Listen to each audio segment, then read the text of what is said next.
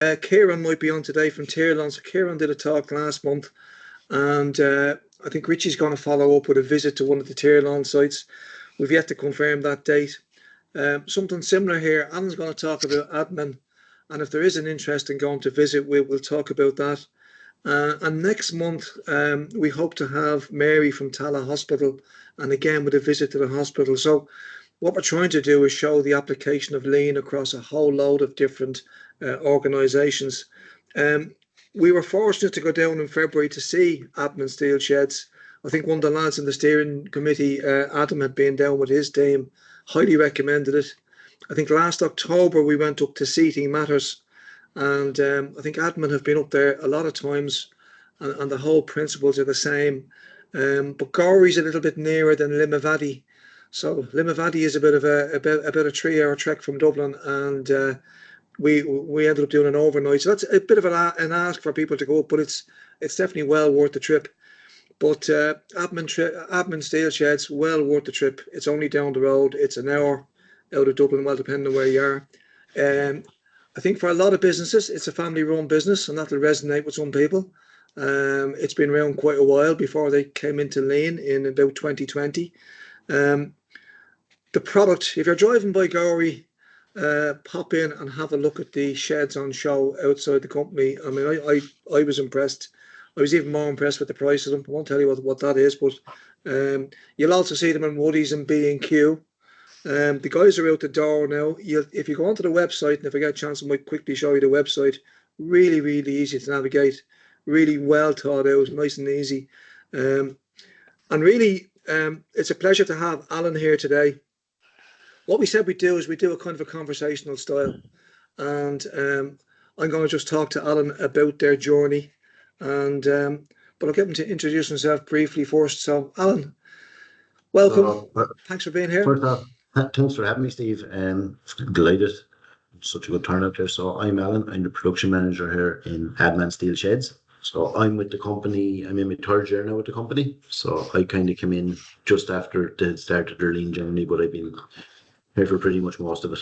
So I have missed the first couple of months of it. That's all. But yeah, so I'm glad to be here now. Looking forward to it. When did you come across lean, and what was the initial? Why bother? What was the motivation? Who brought lean into the company? So Paul would have been the one. So Paul was our MD. He originally brought lean into the company. It came from just pure chaos. So we pretty much doubled in size overnight. We went from 30 employees to 60 employees very quickly. There was chaos. We had people ringing in sick constantly. We had people leaving. We had insurance problems. It wasn't a nice place to work, to be honest with you. We had a very big problem with staff retention. So that's really where it came from, was those few issues. And did Paul go looking for an answer? How did he come across? We did. We went looking for advice of different people. We got a lot of good advice, but what we found was a lot of the advice we were getting was very complicated. We had smaller issues to fix. A lot of the advice we were getting were for bigger things like introducing spaghetti flow charts and that kind of stuff. There was we didn't know where to start. We thought it was complicated.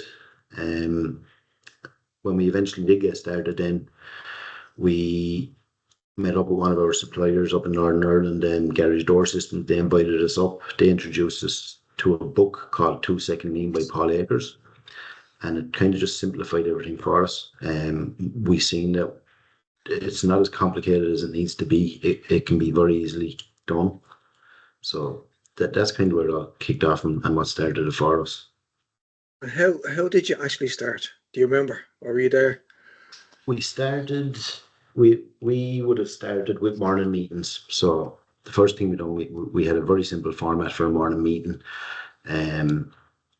We thought we were doing very good at them. We actually failed because there was 3 or 4 of us would stand up every morning at that meeting for 10 minutes and maybe dictate the meeting to people. We didn't have the buy-in, and that came from dictating the meeting. So we really only start seeing the benefits when we start rotating that meeting around the whole factory. So everyone hosting the meeting. That's when it really kicked off for us. How long were you doing the meeting before you decided to take that step? We were a year at it. We were a year, just like I said, maybe 3 or 4 of us constantly hosting the meeting. What triggered it for us was a trip to Seaton Matters. We seen there was just one of the normal guys from the factory was hosting the meeting. We spoke to Ryan after it, and he said, "No, you have to rotate the meeting." And when we got back, that's what we said we were going to do. We were going to start rotating it, and look, that's where it really took off for us. Well, when we started rotating the meeting, it was probably the most important thing we've done. Just expand on that. What difference did that make? What that meant was, well, what we feel is all the employees felt they were part of the team. They felt they were being heard. They weren't just standing in the wall listening to what we had to say. They had their own chance to say what they wanted to say. And as the lads grew in confidence and as the lads were able to hold meetings, they were more likely to speak up with opinions when they were at the back of the room at the wall.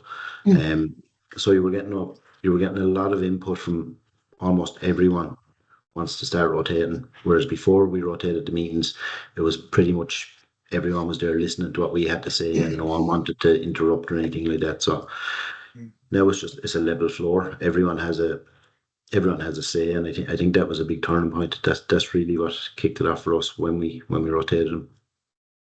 I'm assuming it all didn't go swimmingly well, and you had a few people waiting for it to fail, or challenges. We did. The biggest one was one guy there. I think you met him, Steve John. He said, "I haven't got time for a cup of tea. I haven't got time to stop for 20 minutes for a morning meeting, and then you want me to stop for another 20 minutes to clean up." And so we did have a bit of pushback at the start, but I think when the morning meetings kicked off and when people start being heard, that's when everyone started getting on board. So like it's all listening to everyone. Yeah. And how did you decide? Again, going back to early days, so you started off the morning meeting. What started to become a priority? What did you really focus on first? We wanted to know all the problems. So we set up a WhatsApp group, called Issues and Defects. We had all the staff on it. We wanted to know our problems. We couldn't fix it until we knew what the problems were. So we encouraged everyone to take pictures or a short video of the issues and problems that we're having. We would discuss them the following day and try and come up with a solution to resolve those problems. Again, by rotating the meeting and getting people's ideas out there and people not afraid to speak up, a nice safe environment, that's what done it for us. And was there any particular early wins that maybe they were staring you in the face, but they didn't come out until you started this approach? Sorry, Steve. Was there any kind of early wins, things that came out because of that approach that maybe they kind of looked obvious but never been said? I think our earliest wins would have been probably our Kanban system morning meeting. When people start seeing work getting easier, when they seen that it was for them and the work was getting easier, then people really start getting on board. So that was our biggest win, I think, was making everyone's day-to-day work easier. Yeah. I have a picture somewhere of a forklift. You might tell us the story about the forklift. I think it's a good one. Yeah. So we have like a number of vehicles on the road. So there could be 16 or 18 trucks in and out of the yard every day. What we were suffering with terrible was punctures. So we screw all our panels together. There was lads just screws falling out of people's pockets. There was screws falling off the back of trucks. Every day without fail, one of the drivers would have to go and get a puncture repair. They were starting to get frustrated. So one of the employees came up with an idea that we put a magnet on the back of our forklift. So what we done was we bought a big strong magnet. We chained it to the back of the forklift for the yard. So as the yard man was up and down the yard doing his daily duty, he was also picking up the screws and almost eliminated all punctures. Yeah. They went from 1 week to one every 2 months maybe.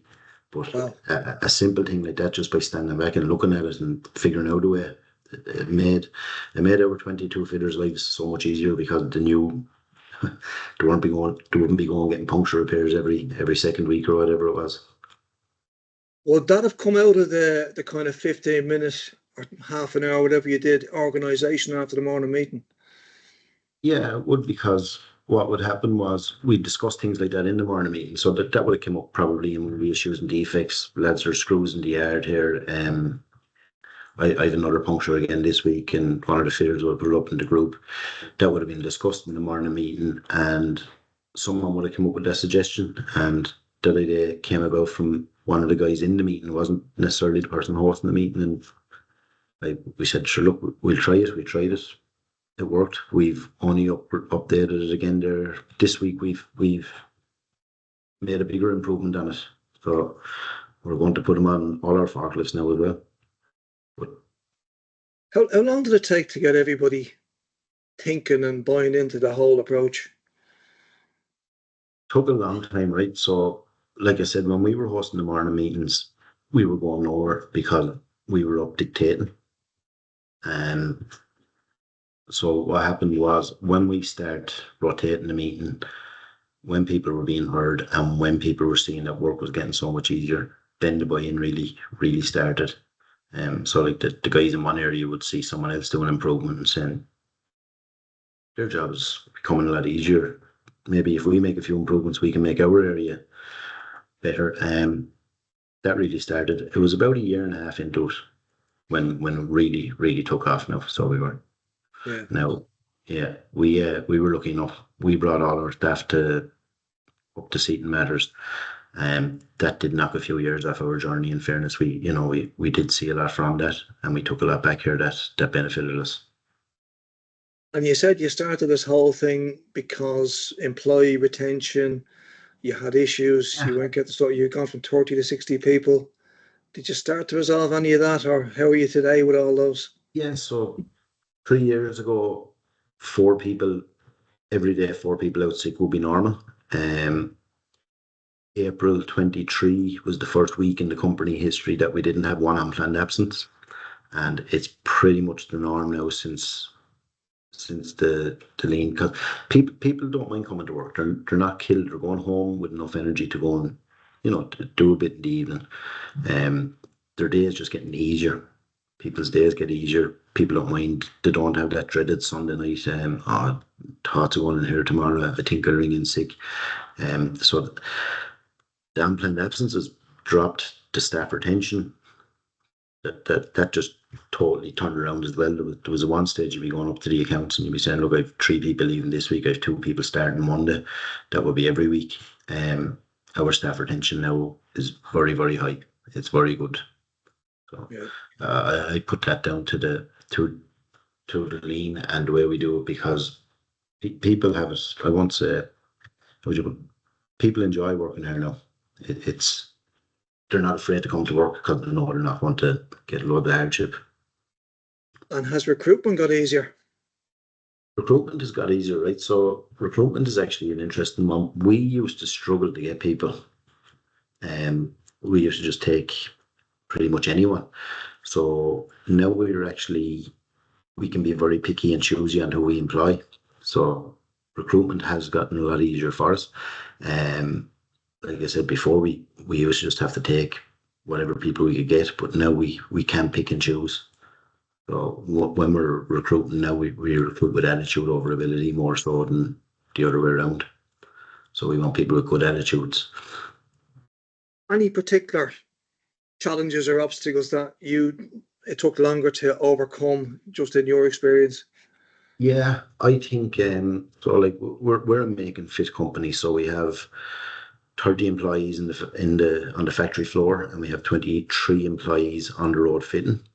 So there's a big disconnect there between the factory and the fitting. So obviously we get to meet with all the factory staff every morning. We don't get to meet with all our fitters because they're leaving early. They could be going to Galway, Kerry, Dublin, but they'll be leaving early. So we only meet with them once a week. That was a big challenge to try and get the lads bought into it. It is improving. So the way we work is we want everyone to progress, and eventually, when they progress through the factory, we want them people. They're the best people to go into our fitting crew because they know the product. They can resolve issues on site. They can take things off and put them back on. So as the guys in the factory start working towards going towards a fitting crew, it started getting out onto the road, moving out onto the road more. But initially, yeah, that was a big struggle. Now would have been the fitters because like they weren't here. Yeah, yeah.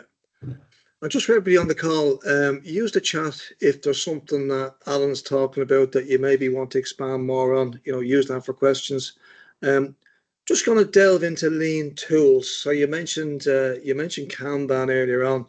I saw lots of examples of lean tools, but which lean tools would you say you found most beneficial, and what's the impact been on the company? The biggest one I'd say would be the morning meeting. The morning meeting was our biggest one. That really transformed the company. Kanban's is another one. So we adopted Kanban for all our stock, and what it done was it helped create a nice flow throughout the business. So before we had Kanban, we would have maybe been here working at a nice good pace, then realize, oh, we're out of this, we're out of that. Work had stopped for an hour, someone would jump in a van, go get what we need, come back, then work really hard again. So when we introduced Kanban, we looked at it in a way that if we're going to use it more than twice a year, we put it on a Kanban. So what that has done is create fairly seamless flow. We don't stop anymore to run off and get things. Everything is there to hand. So it just slowed the whole thing down a bit and brought it to a nice pace. So I think Kanban and the meeting will be probably the two biggest beneficial tools.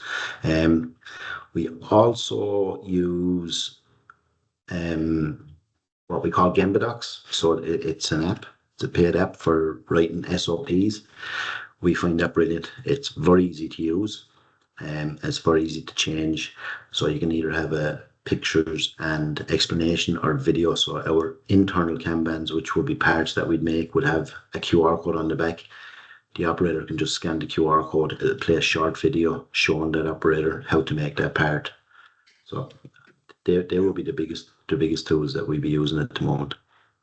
Something I found very impressive walking through was the steel that you were cutting was due for an assembly that day, and it was booked to go out in a truck. Yeah, so well, you have a big space, but it's not cluttered. No, we're very tight for the yard space. You've seen yourself. So if you can imagine 16 trucks a day in and out of that yard, it wouldn't be well filling up now. So what we done very early on was realize that we can't hold a lot of finished product.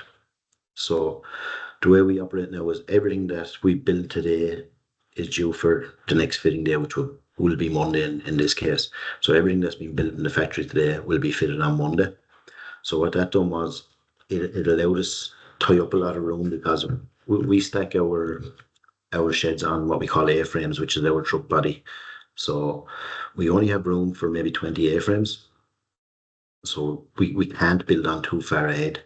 But that's when we came to the conclusion where we just build what we need for the following day.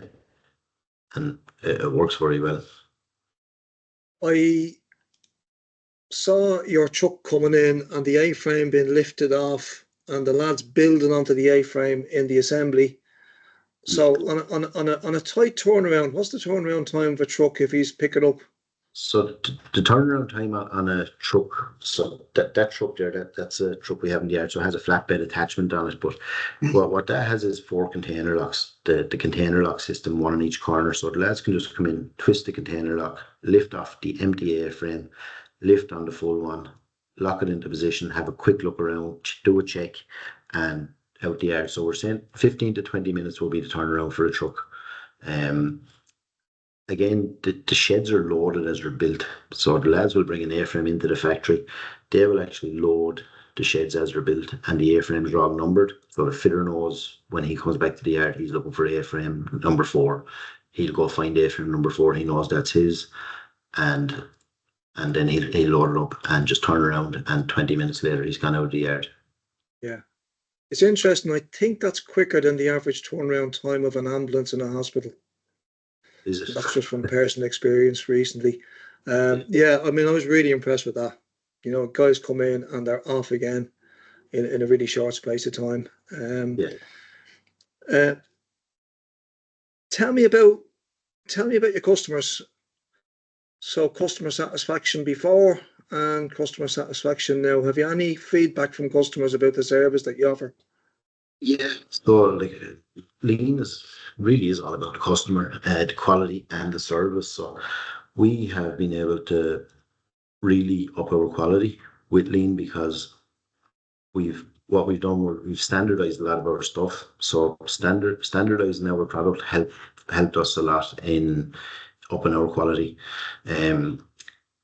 We don't really do anything off standard as such. Like if a person came looking for a full glass wall, we wouldn't do that. We do it standard. So we have our jigs and our fixtures are set to what we do. Quality has increased a hell of a lot because we've been able to change our parts to look a lot better for a start and be a lot easier to fit and assemble.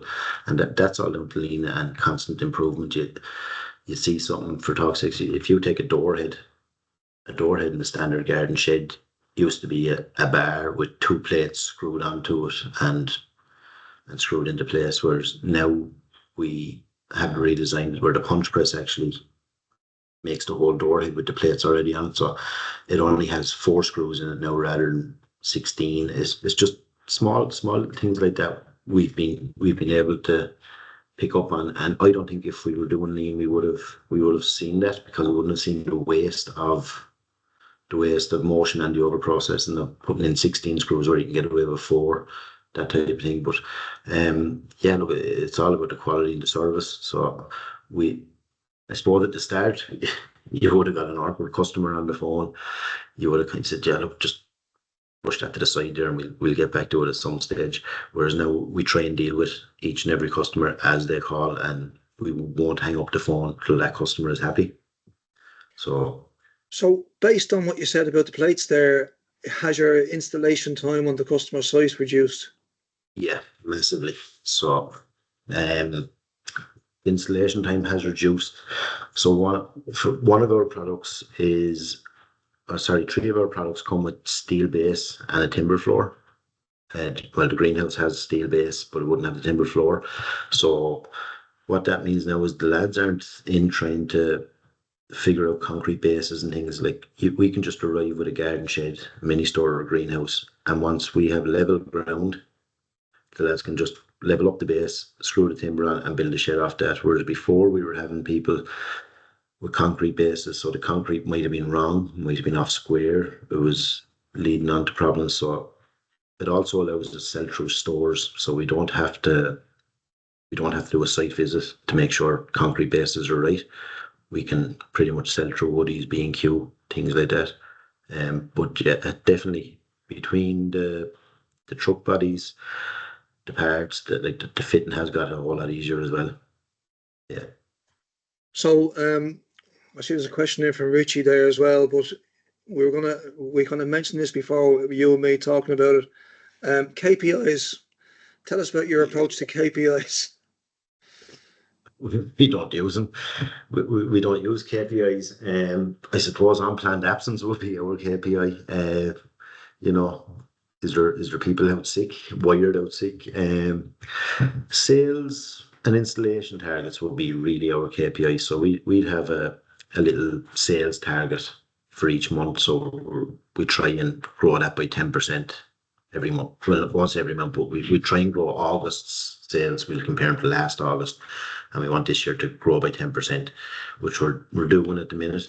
And then installation targets. So we sell kind of a slot more so than the unit. So we would have maybe 30 slots a day for fitting, and it's just filling them. So like we work off what we call a mark, which is one number. We know if the number is above a certain number, so what it is our gross profit. So we know if our gross profit for the week is above this number, we're good. We know if it goes below this number, we have to change things up. But that's about all we kind of look at as regards KPIs. We don't use them. Yeah, I saw you. I love your analogy. We were talking about selling spaces. You're selling slots. Yeah, Each of those slots is based on standard work, really, yeah, and that's what you feel, and that's what you promise, and everybody works to that. So it's almost like self-managing. yeah. It is. Yeah, really impressive. Um, I asked the same question. I don't know if you had the same. I asked the same question to Ryan Tierney in Seating Matters, and I said, "This is all great, but what about your KPIs?" And he said the same. He said, "We don't. We see that they're all right, but we don't actually display them or show them." And he said, "They're like an indicator." He said, "If we do the right behaviours every day, they'll take care of themselves." That was a really Yeah, interesting approach because ultimately, you are looking backwards when you're looking at that stuff. And if you get to the root cause and you actually put systems in to address the root cause, your KPIs might take care of themselves. I'm going to go back to a couple of things in the chat. Taking you yep. back to your morning meetings and when you started off. First question in here is, how did you decide who would start the morning meetings? Did you pick people that were more engaged with the lean approach first? No, we just put up a rota. So we had a rota of the staff, and we put it up. So Daniel is our continuous improvement guy. So some people were very nervous. We didn't push anyone to do it straight away. We let them build up to it. So Daniel would take a person a half an hour the day before they were due to do the meeting and a half an hour of the morning they were on the meeting, and he would coach him. He would help him. He would stay with him if they struggled or if he seen that they were under pressure. He'd throw questions to the room just to do that. And people who are very nervous then, so what we do is we want everyone who's hosting the meeting to pick a waste, just for talk's sake. So we want them to pick one waste or issue that we can discuss. If people weren't wanting to stand up in the front of the room and host the meeting, what we would do is Daniel or myself or Paul or someone would host the meeting. But when it came to the section for the waste, we would ask that person who will be standing in the crowd, so have you a waste that we can discuss? And eventually that person's confidence will build and build and just move up around the room till eventually they're up at the front. So that's how we overcame it, really. Look, that was at the start. Now during interview process, it's explained that you would be expected to hold a meeting. So we can do that now, but with the older team, we couldn't do that. Yeah, Stephen's asking some questions around, I suppose, around the standard of work for the meeting. How do you ensure consistency in the same outputs? For the meeting. Yeah, So the meeting, it's done off an iPad. It's fairly scripted. The only thing we would ask the host of the meeting would be for is a waste or an issue. We would ask that person for something they're grateful for, whether it be in work or outside work. And the rest of it then will be just discussions around the issues we had yesterday. So it'll be off our WhatsApp group, issues and defects. And we would also play the improvements. So all our improvements will be videoed. The lads, when they're doing improvement, will be do before and after video and share it onto the group. So we play that as well during the meeting. So it's a fairly simple format, but it works very well. At the meeting we attended, one thing I loved was the video that was shown that day was one of the installation teams going in, and they talked about the access, and that maybe the access hadn't been properly scoped, and they made a few suggestions about it. And it was just really short. It was 30 seconds, and all it was the struggle they had getting into the back of this place. But it was brilliant because everybody, I Yeah, think, in the room then goes, God, I get it. I see it, and it was easy to relate to it. yeah. So like as we're going through the issues and defects, Daniel will be taking a note on the card, so it's not left that it's not looked into. So we have then a board that we call previous day's actions. So we discuss the issue, and for talk's sake, the one you were talking about there, Steve, we might put the one of the guys in the office that, can you have a look at that there, Sean or Anthony, and come back to us tomorrow and see, can you find some kind of resolution to it. So then the next morning, then we'll go to previous day's actions. We'll read through them. We'll ask the lads, have you found a solution to this? So that works very well now. No, just the last piece from Stephen was, how many people are at the morning meeting? So we would have every single person that's on site, bar one. So one person would stay in the front office to cover the phones. So whoever's in the front office will be rotated daily. The lads in the front office will decide themselves who's staying back. But once you're on site, you're required to attend the morning meeting. So, there could be 40, there could be 50. If we have a tour in, it could be 50, 55. Yeah. Question from Bernard. When you're doing client deliveries, do you work off client delivery dates or production dates? And how do you manage it when the client says they change their mind? Right. So we work off, the way we work is when we're taking an order, we go back to our work planner. Like I said, we're selling a slot. So we're giving that customer a date there and then, and that's the date we will arrive. So the lads are constantly scanning through the planners or on the phone to the customer. Then they're looking for a geographic location where there might be maybe there's one shed going to this part, and they'll look for somewhere to pair in with that. Then they'll say to the customer, yeah, I have a date here for you. This is your date. That's fine. That's how we do the planning. So the planner is constantly filling. So every day there's new jobs being added to the planner. If a customer cancels, we do have a cancellation list, and we would very quickly be able to ring a customer and say, look, this person had pulled out. We have an empty slot. Are you ready to go tomorrow? Yep. My concrete is down, or my garden is ready, or whatever it may be, and we can literally just take that person, because we're only building the day before. We can take that person off the planner and swap it out pretty quick now. So it works very well. Yeah. Just jumping around a little bit, just to tidy up on Richie, he also said on the back of the morning meeting, how do you follow up on the stuff that comes up? Again, that's the previous day's action. Yeah. So we'll have a discussion about it. We'll put someone on that job. So Daniel said, do you want to look after that, or do you want to look after that? He'll write their name on it. That person will look into it that day, and the next morning meeting, then when we're going through the previous morning's action or the previous day's actions, we'll ask that person, how did you get on with this? Or if it's something big or that person can't get to, we will move that out to the improvement area where we meet every Monday. So there's 7 of us meet there every Monday, and we'll discuss it there among the 7 of us. Okay. If it's too big for one person to do during the day. One thing that I was really impressed with in your place, and Brian's asked the question, was the lean in your sales team, your admin team, and I can't remember her name off the top of my head, the finance lady. She was fantastic. I also was blown away with the Seaton Matters kind of back office teams, how they deployed lean. Do you want to talk a little? I know it's not your area, but really impressive what you've done in there.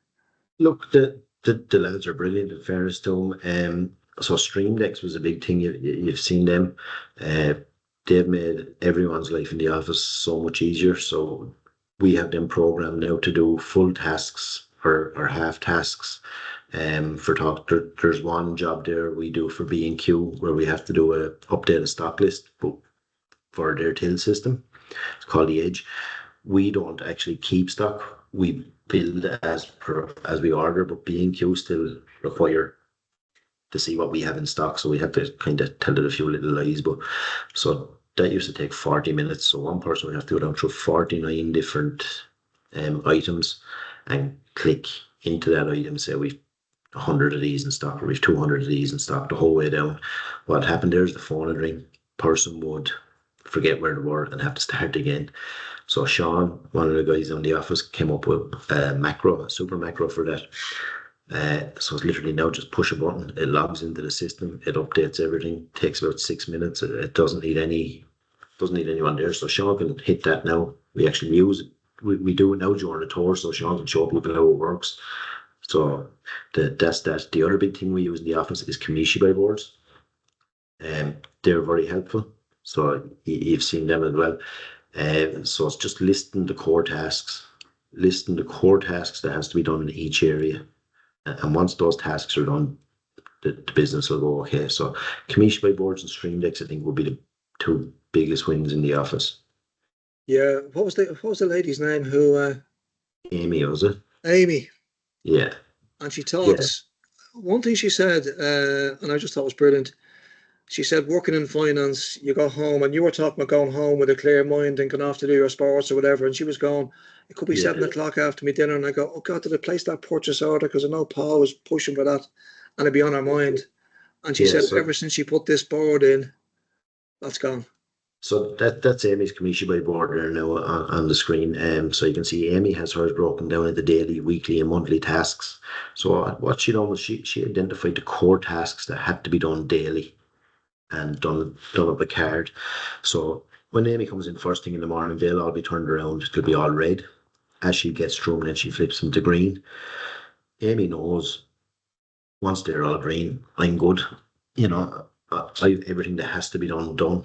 You can also see QR codes on them. So what she has done now is Amy has set her area up in such a way that anyone can scan that QR code. So if Amy had to shoot out, she could call myself or Dylan maybe, or James and say, look lads, I have to shoot out. Can you do this, and this?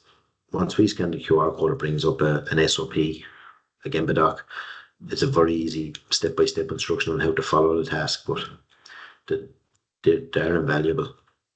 Yeah. And just for anybody, I don't know if you can see this, but I won't show on the screen. But that's my stream deck. All it is it's like a little set of pre-programmed buttons that you pre-program. Now I'm not as good as Sean. I haven't done a 4 hour routine. I think he did a 4 hour routine and got it down to 15 minutes. Yeah, But something for like that. me, Sean explains it as it basically turns your computer into an iPhone. That's what Sean explains it as. yeah. Yeah. Tell us, everything seemed to go really, really well. So a question here from John. What didn't go so well? What did you maybe get wrong in terms of things you tried to do and realised maybe we didn't quite understand that? Loads of stuff. There's a lot of stuff, but until you try it, you don't know. So we we've tried so many different things. Like I said earlier on, the fitters was the big thing for us. We brought everyone together for a morning meeting. We brought all the fitters in on a Monday morning and brought all the factory staff in early. We tried to have a meeting with everyone together. It didn't go well, so we're constantly changing things up. Some things work, some things don't. But that was the big one that sticks in my head now. Will be trying to bring the fitters and the factory together for a meeting of a Monday morning. It just didn't work. There was too many people in the room, and it's hard. The fitters wanted to go earlier, and the factory wanted to come in later. So we just had to knock that on the head and just go back to meeting the fitters once a week. But that was a big thing. Yeah. Here's a slightly you don't like curveballs, Alan, No, but you can answer this one anyway. Sandeep, what data analytics tool do you use for tracking your performance indicators and work progress? simple Excel file. So we have a simple Excel file shared throughout the factory. Every station has a computer with the Excel file. As the jobs are being done, the lads are just highlighting them off. It's nothing fancy. It's just simple stuff.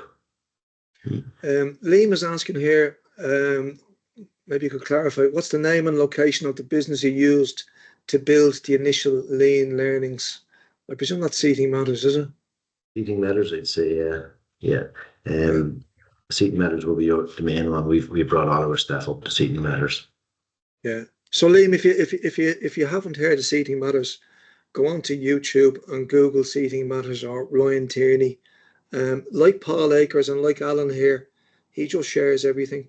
I don't know how many videos he has up there now. He's got some really early ones of their initial lean implementations, and he says, we used to clean up the factory with snow shovels in the past, and now, the place is immaculate, like it really is. I mean, we were up there last October. It is a 3 hour trek from Dublin. If you're a little bit nearer, I would highly, highly, highly recommend. If anybody wants to go a step further, last year we also went to Toyota in the UK, and there are visits coming up again. I know through Liana Enterprise Ireland, if anybody's interested in going on their visit to North Wales, they have a few places. And I know that Toyota have just released a few dates for Q4 this year for Burniston and Derbyshire.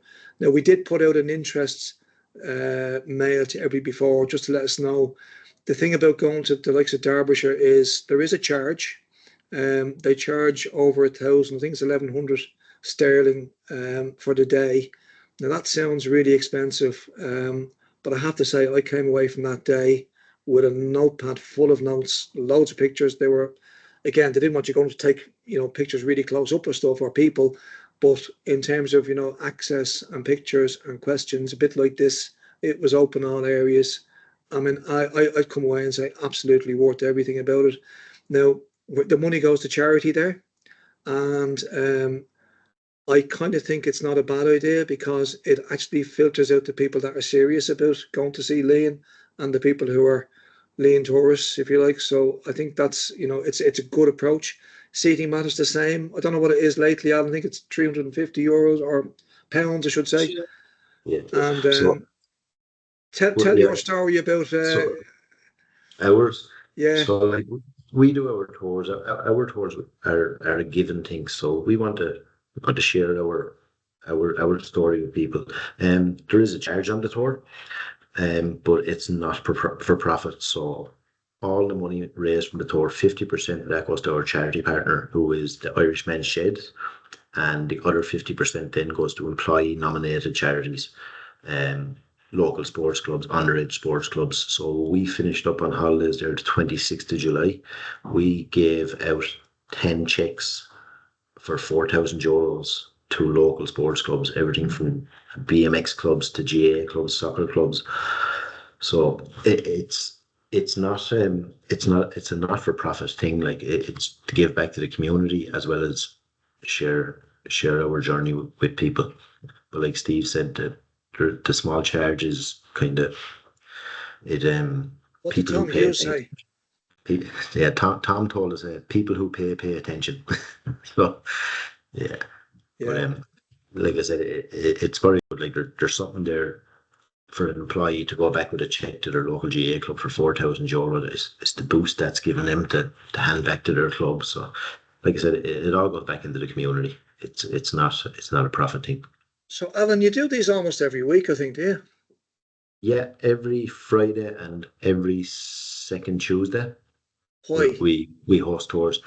Uh, it helps keep it alive as well. With us, we found it's like if you know you have someone calling over, you'll do that extra little bit of a cleanup, won't you? But no, it keeps the lads engaged. The lads like showing after improvements. They like talking about their improvements. Keeps everyone on their toes. Again, we visited Seaton Matters.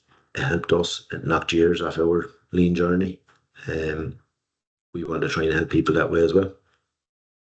Coming from Teresa, she was very impressed with your morning meeting exercises. Yeah, Talk so to us about that. yeah, we get a few strange looks at that. All right, so we usually start the morning meeting with a few simple stretches. Again, it's not a keep fit thing. It's to keep everybody. It's to get everybody awake and alert, and just a bit of an icebreaker there. People are usually in better form and after doing it and having a little bit of a laugh and things. So that's what it's for. But we encourage we try and encourage as many people as we can to do on the tour. So like I said, it's just an icebreaker, but works very well. Michael's asking a question here. By choosing to offer standardised sheds only, are you concerned that you might be losing other sales opportunities? Look, that's going to happen, but it's just not our business. We want standard units. We have the volume there for it, so we're kind of if you want off standard stuff, like there is companies there that will build it, but we're happy enough to own the middle markets then. So that's why we decided on the standardization of our products. Yeah. Paul's asking a question here. What was the name of that board again? Japanese, I presume. I think the spelling is Kamishi by Kamish, Kamish, IBAI. Again, if you were to YouTube that, you probably won't get as a good example as Amy's. I thought Amy's one of the best ones I've seen. And when she So was talking about it and the impact it had on her, I thought, wow. And I don't know, Amy's only young, isn't she? Like she's, to see somebody yeah, that young talking passionately about, look at this board's done for me. yeah. Yeah. No, Um, what type of problem solving techniques from Richie? What type of problem solving techniques do you use based on customer feedback or problems on the job? So do you use any methodologies? ooh, Do you that's a do, tough one. I suppose, 8-step problem solving or DMake or Yeah, root cause analysis or fish bones or all that kind of? no, we don't use any of that. We would the lads would put in the video.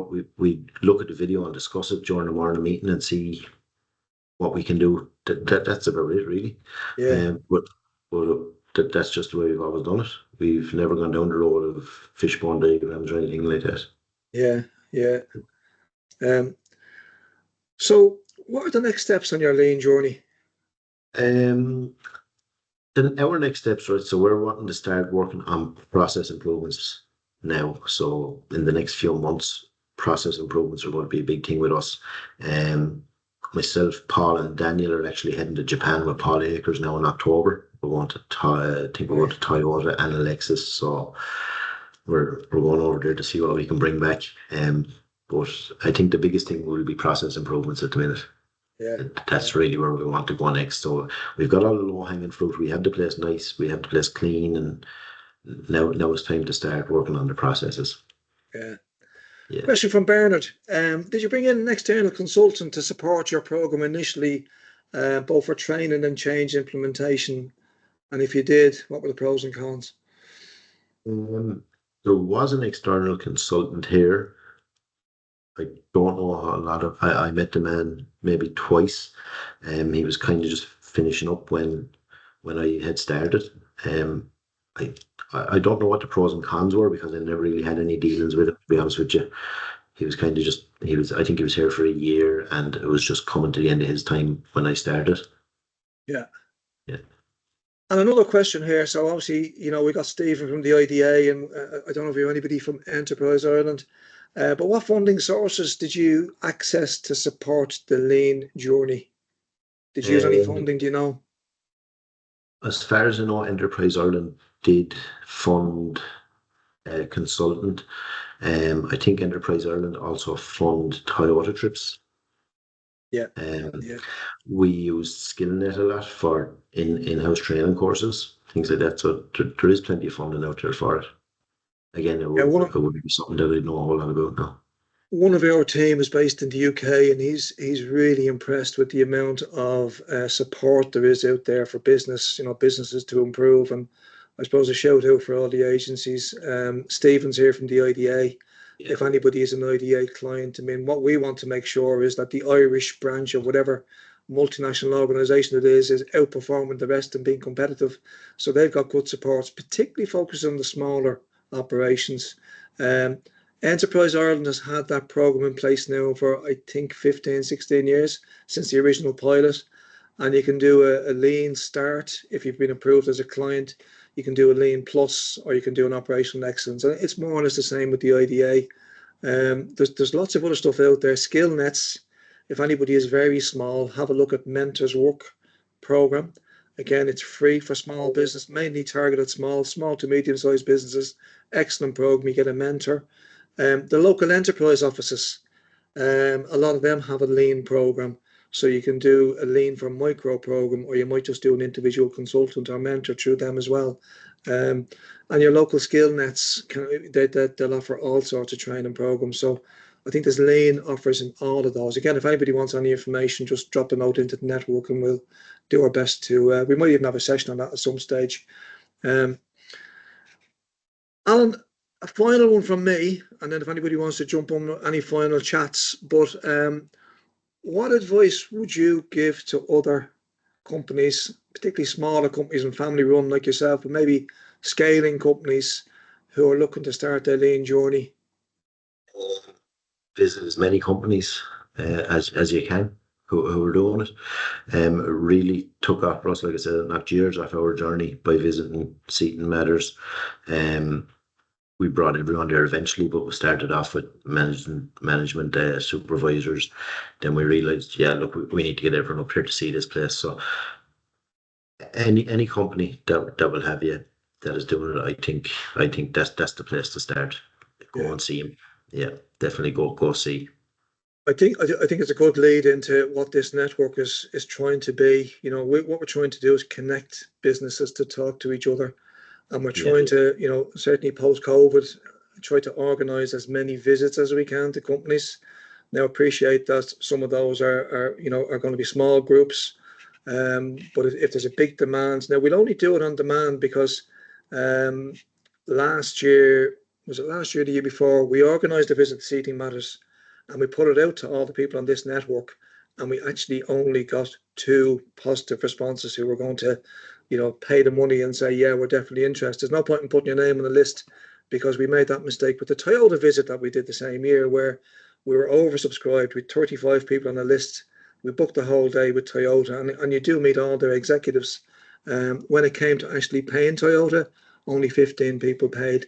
So what we're doing now is the lean pull system. If you guys have a demand to go out and see businesses, let us know and we'll make it happen. But there has to be a demand there. The other side of it is most businesses say to us, we're not ready. You could say to me, Alan, yeah, we're not ready to take in visitors yet. We're still yeah, working on this. We're still doing process improvement. And look, there's no business ready. And I think a lot of what you say is that when you go and visit a company, the company is going to, number one, hopefully present a good show, and it's an event for the employees. I think the second thing though is, as employees and staff members and people are explaining what they do, they're kind of coaching and they're learning themselves, and they're maybe realizing themselves maybe there's a bit more to go at this, you know, and again, the kind of questions that they get as well. So yeah. I really appreciate. I think it's one of the best small companies to go and visit out there, certainly within the Dublin. It's really hard to get companies that you'd say these guys have really taken the principles and put them into practice. But I'd highly recommend. So, Alan, you have a date that you might want to share with the. So I have a day put aside there, the 27th of September. It's Friday, 27th of September. So I'm going to hold that there now for 2 weeks. And if you want to either get in touch with ourselves or get back in touch with Steve, so you can book direct on the website. Just if you are booking direct on the website, just maybe put Dublin Lean Network on it, just so we know. Or get in touch with Steve, and Steve can look after it. Brilliant. Last few chats. Robert, I thought I did mention the Leos. Did I not mention the Leos? The local enterprise offices around the country, as I say, most of them have Lean for Micro. Some of them do support clients individually. Do get in touch with your local enterprise office. If they don't, they can probably support another one who does offer the program, but I think most areas do. If you want to know more, Robert Hernan at EI, great contact. Robert's been in this lean space for many years. He'll be able to advise on EI, and the lean team in Enterprise Ireland are fantastic as well. Stephen is on our team here at every meeting in IDA. If you want to know what the IDA, if you think you might qualify, if you're not a client and you want to ask about it, talk to Stephen. Richie's got a date for us. A visit planned to Tirlán Drogheda, 3rd week of September. He's looking for 10 to 15 people. So again, if you're interested in that, let us know. Liam wants to go to Seating Matters, so we do have a waiting list for Seating Matters. So Liam, I'll add you to that. So Stephen, have you put up a link there for Admin Steel Sheds? Good, you're fast worker. It's up there. Yeah. You don't hang about, do you? Sorry. You don't hang about. Oh, it's already there. Yeah. There's a Lean Business Ireland homepage now. I know we've had a few issues. Box Media tend to run that. A lot of our old events were missing, and we're trying to get them to put them all back up there. We have Paul Akers on there. We have a load of speakers. We've got Ailish Henry. We've got Stephen Spear. We've Eric Bell. We've loads of good people there. What else we got? Stephen's given his email out there if you want to contact. I think that's everything, and we're just at 2:00. Thanks for the attendance. Great attendance, Alan. Yep. I know you were a bit unsure about doing this meeting, but look, that was brilliant. Very open and honest. Thanks for the opportunity. Yeah, Really appreciate it. Hopefully we'll have a full gang down there next month at the end of September. Thanks everybody for attending. Really, really good to see the numbers. And let us know if you have any ideas that you'd like us to consider or run, or areas of the whole lean approach that you'd like a bit more exposure. Okay. Thanks again. Thanks, Dave. Thanks everybody. Thanks, Thanks Alan. everyone. Thanks, Alan. Bye. Thanks for organising. Take care, guys. Yeah. Well done, Bye-bye. Dublin Lean. Very good. Thanks all. Thanks, lads.